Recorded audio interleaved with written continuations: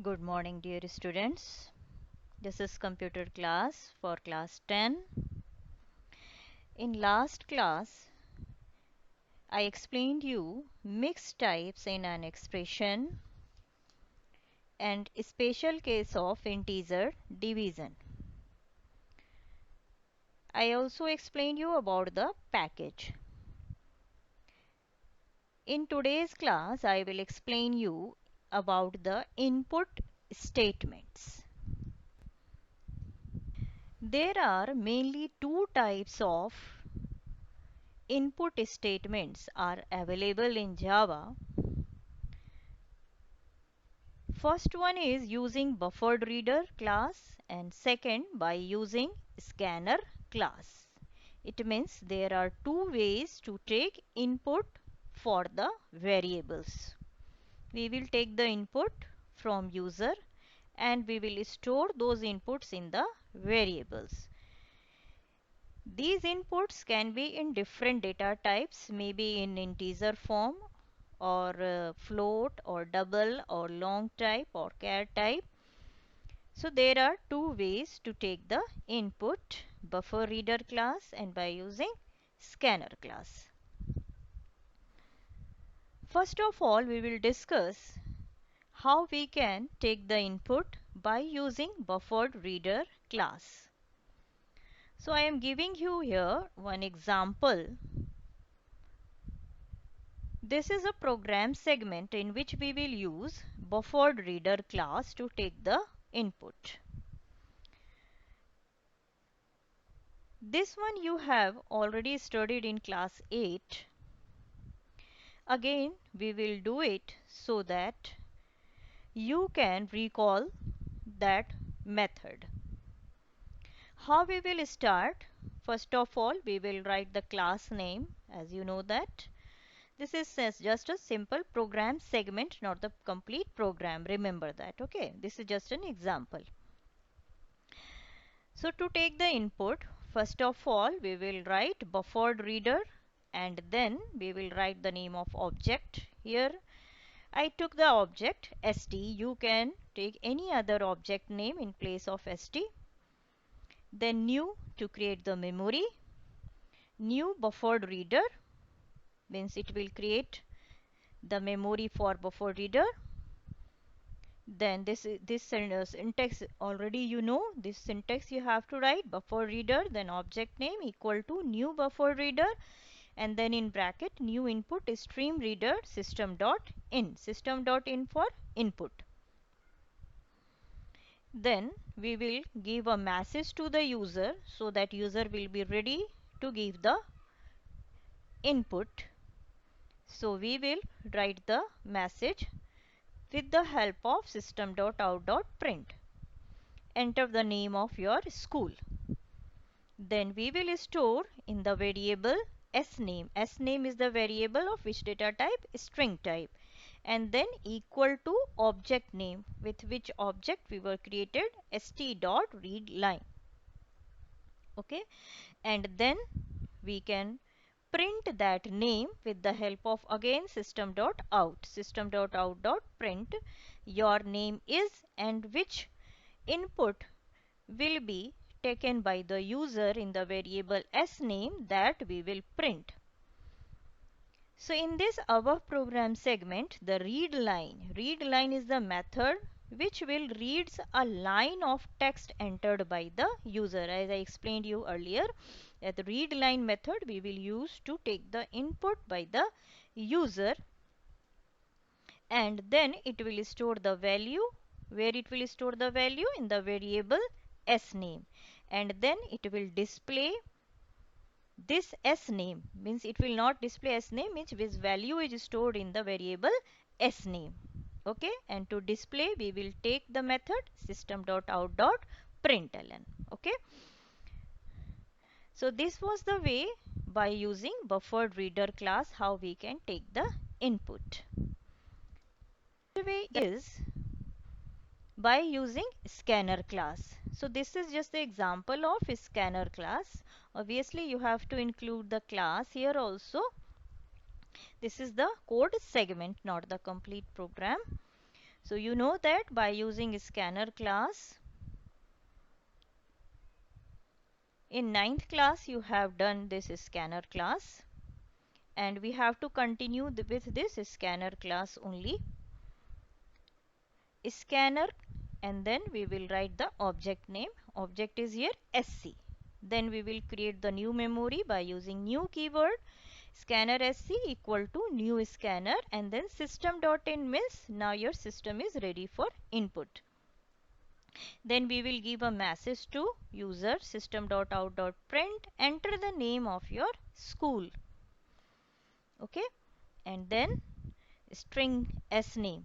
Sname is the variable of string type in which it will take the input. Which type of input? String type of input.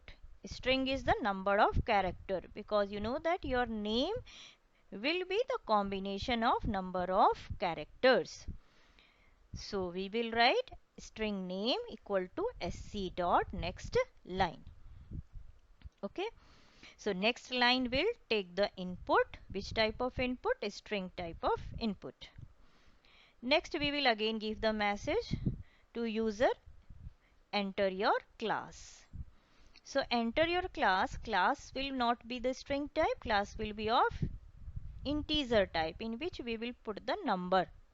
So we will take one variable S class. It is of int type, and again with the help of object sc we will write sc dot next it, in which we will enter the class. Means you are in class 10, so you will enter 10. System.out.println, again we will print this inputs. Now we will print this inputs. Which inputs?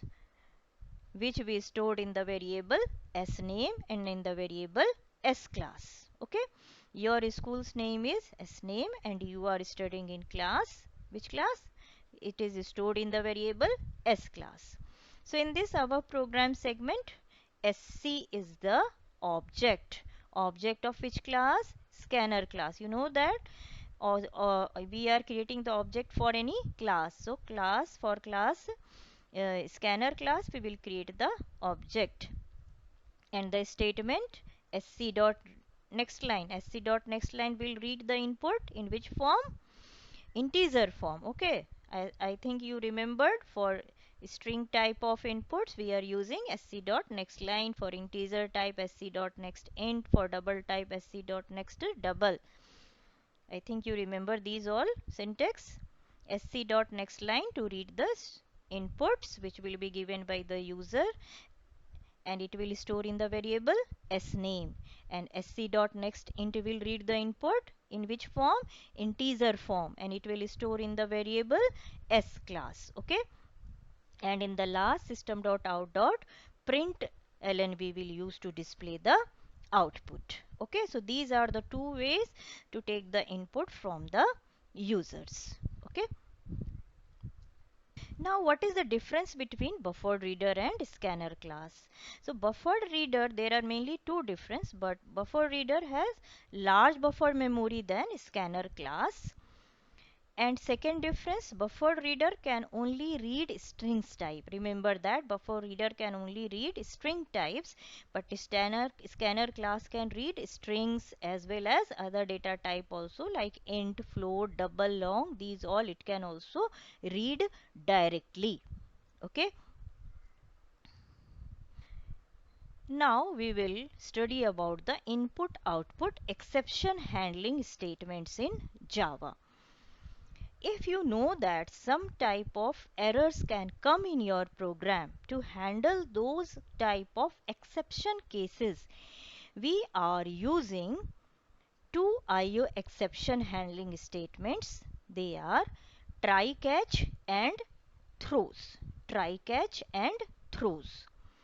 So try block. This try block is used to enclose the code that might throw an exception. Means it will in try block we will write that coding, that part of coding in which there can be, it can be produce some error, it can be produce some exception case. So in try block we are writing that part of coding. Okay, and it must be within the method. It must be written within this try block, must be written within the any method. And then what is the use of Java catch block? So Java catch block is used to handle that exception, which error will appear, which error can appear, which exception can appear in your program, that will be written in try, and uh, exception that exception can be handled in the catch block. Okay, so it must be written after the try block only. Okay, so we can use multiple catch blocking. Multiple catch blocks we can use for single try block. So it means for same try block there can be so many catch blocks. We will see one example on the basis of this try catch block. Here I have taken one example. Import java.io means we will start, first of all we will input this package. We will import this package. Which packet? IO package, so that we can handle input output work. Then my class name is example, public class example. Then we will create a function. I told you now that we will write a function first. It should be written within a function. So we will create a function check. Okay, and then we will write throws exception. This is the syntax. After the function name we will write throws exception. Okay, if such type of exception will come, it will throw. Then we will take one variable in this program, num, which is of integer type. It is of integer type. It means it can only store the values which are of integer type, not of any other type. It cannot take any string type of value. It cannot contain, it cannot store any uh, long or double or string type of variables. Then again same syntax, buffer reader, rd new buffer reader, new input stream reader, system.in to input the, to take input the input from the users. This is the main syntax. Then we will use this try block. In try block what we will write? System.out.print means we are giving a message to the user to input the number. So what message we will give? Enter the integer number. So this number means user will be ready now to input the number, and this number will, this value will store in the variable num, which we already declared in our program. So num is equals to, how we will write? Integer dot parse int, and we were created one object rd. So rd dot read line. Okay, I already explained you about the read line. So with the read line it can take the input. But which type of input? It will take the string type, you know that. Then catch, after using the try block we will start catch. In catch we will write this exception handling. In this we will write exception E, exception and then E. Okay, and then we will write if such type of, if any error, if any exception will come in try block, then how it will handle. How it will handle, it will be written in catch block. So what I was written? System.out.print, if such type of exception will come, then it will give some message, program exception message through E, through capital E. Okay, then we will see if we will run the program. What was this program? This program was, we were taken a variable of integer type, and in try block first of all we will give the number, and if there will be any exception in that block, in which block? Try block, then it will be handled in catch block. So how it will be handled, now we will see when we will run this program. When we will run this program, it will ask the number from the user. Enter the integer number. And if I will give the input A, you know that A is not any number.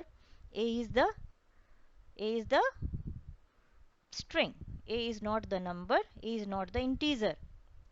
Then catch block will handle this exception and it will give the message program exception message java.lang.number format exception for input string A.